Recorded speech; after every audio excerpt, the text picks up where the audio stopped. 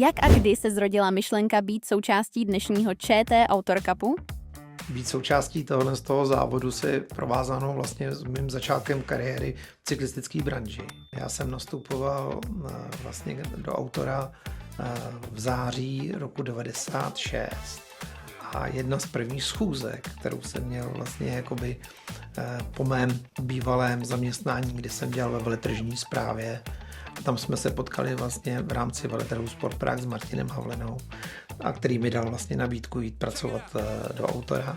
Tak moje první profesní schůzka v cyklistice se týkala cyklistického závodu Autor Kráv Šumavy. Tím jsem poprvé zjistil, že existují nějaký maratony v cyklistice.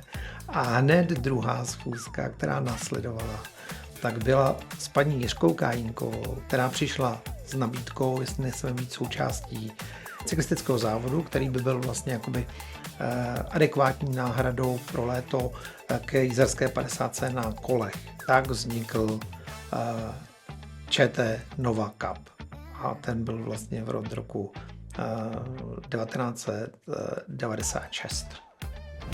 Jak se závod za ty roky změnil? Závod se měnil vlastně za začátku méně, startoval v Bedřichově a vlastně kopíroval tu zimní lyžařskou 50.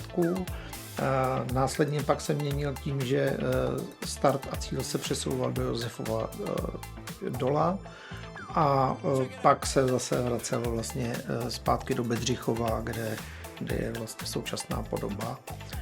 Dále se samozřejmě měnila trať, ta se musela přizpůsobit vlastně potřebám toho množství účastníků, kdy vlastně jezdí 3,5 tisíce registrovaných závodníků, takže ta trať se upravovala, aby byla propustnost a z těch původních 50 km se dostala až na dnešních těch 67,5 km.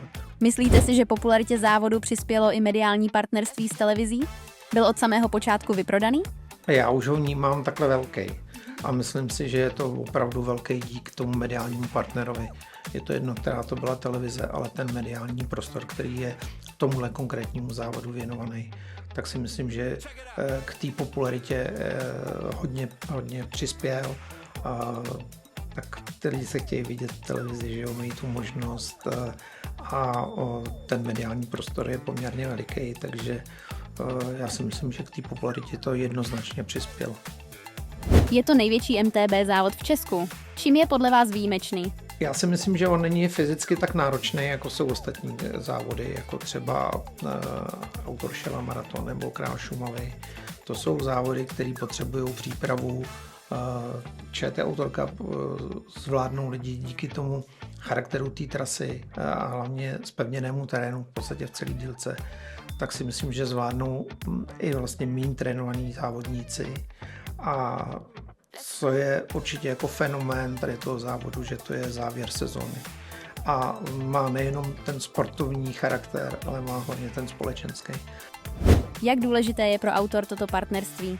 Co se týče naší propagace, tak to je pro nás vlastně největší marketingová aktivita za celý rok v tuzemsku. Jak rozpočtem, tak významem, jak jsem řekl, už to není jenom marketingový nástroj, ale už je to vlastně součást nějakého team buildingu, potkávání se s kamarádama, potkávání se s lidma z branže jako takový, protože trošku nám upadají veletrhy, na kterých jsme se potkávali, ty už jdou trošku stranou, miluje sociální sítě, miluje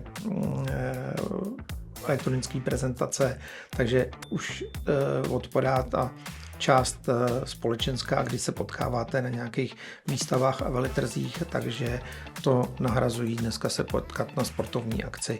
Není to jenom fenomén ČT Autor Cupu, jsou to i ostatní sportovní akce v průběhu celé sezóny. Jak vnímáte nástup gravel bike a e-bikeů? Gravel určitě opanoval ten závod a jak už jsem vlastně před chvilkou řekl, tak on se vyloženě této kategorie kol nabízí, protože vlastně ten terén je přímo vlastně spjatý s tou kategorií gravel. Jedete po panelové cestě, po cyklistické stezce, jedete po šotolině, jedete jedete po asfaltu, takže tam si to gravelové kolo vyloženě jakoby užijete v plné míře. A co se týče toho trendu, no tak já v podstatě jakoby nedokážu v téhle chvíli říct nic jiného, než že se otevře vlastně kategorie pro elektrokola.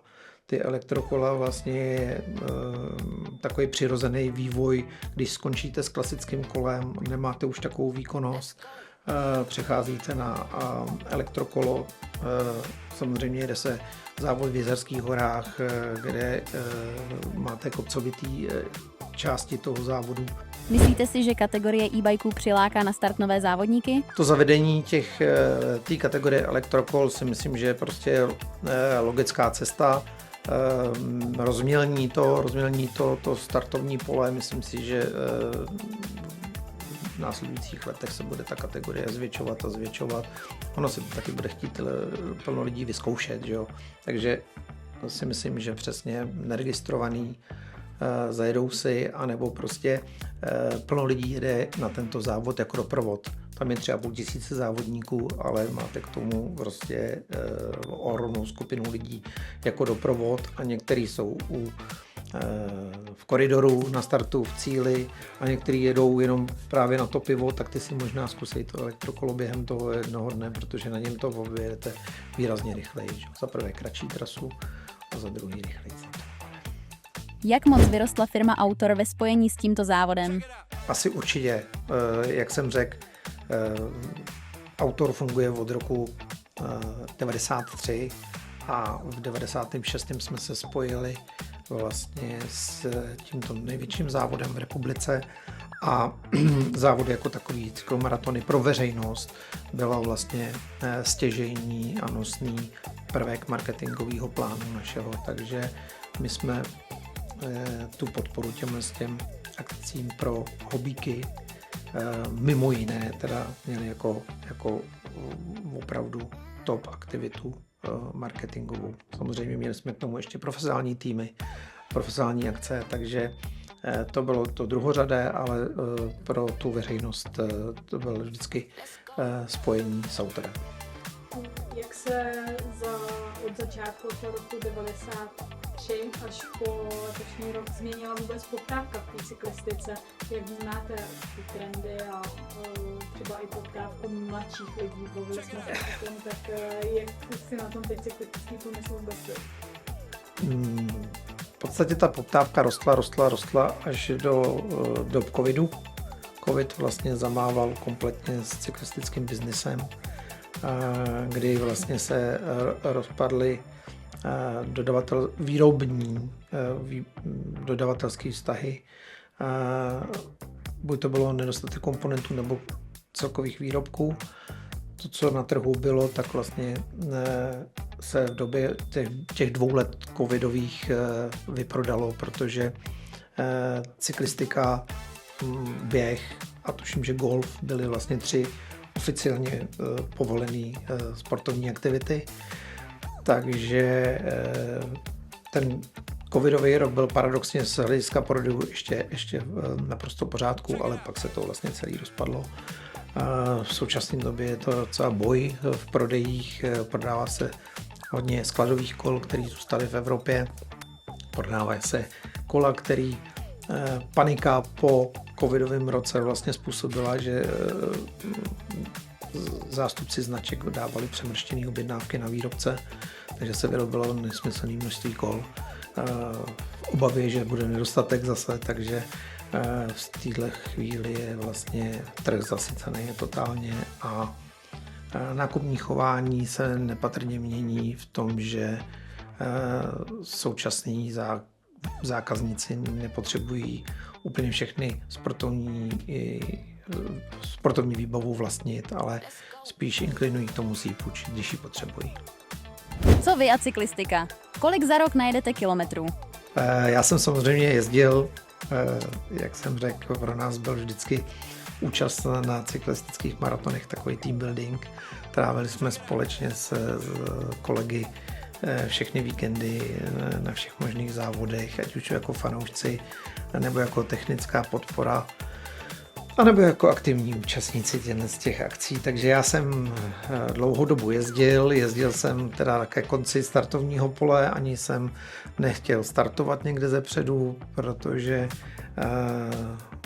mě to trošku jako bralo sil, ten počet lidí, který mě předjel. A připadal jsem si jako, já tomu říkám, kategorie polovodič, když jsem to do kopců tlačil a pak přišel zlom a dneska vlastně už jezdím jenom jako dozor a na kole jezdím opravdu jenom málo.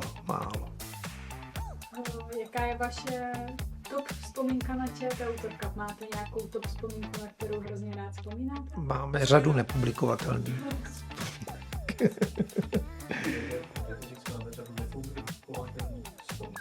Máme řadu nepublikovatelných vzpomínek. Nějaká publikovatelná? No, to jsou většinou ty dojezdy právě, kdy ty kamarádi už na vás čekají v tom cíli těch 6 hodin. Oni to jeli 2,5, tak ta prodleva se jim tam tak jako prodlužuje, tak to jsou takový jako veselý zážitky. Kromě jednoho roku, kdy jsme měli zranění a jeden účastník zemřel, tak si myslím, že nebyl rok, aby nebyly pouze a jenom pozitivní vzpomínky. Pamatuju si rok 2000, tuším, že 11. To byly ty 4 stupně, kdy tam prostě těch 3,5 tisíce lidí mrzlo. My jsme tenkrát měli takový ty dárkový tašky, jsme měli vlastně velký formát, tuším, že A3. A pamatuju si, jak si lidi vlastně jako vystřihávali rukávy a dávali si je pod trika, aby se vlastně jenom jakoby trošku zahřáli, ale zdalo neuvěřitelné množství lidí. Ale i to vlastně jakoby dneska vnímáte jakoby strašně pozitivně, že to ty lidi vůbec vydrželi, nevzdali to na tom startu. Popište ČT Autor Cup 3 slovy. Obrovský, fantastický, láskyplný.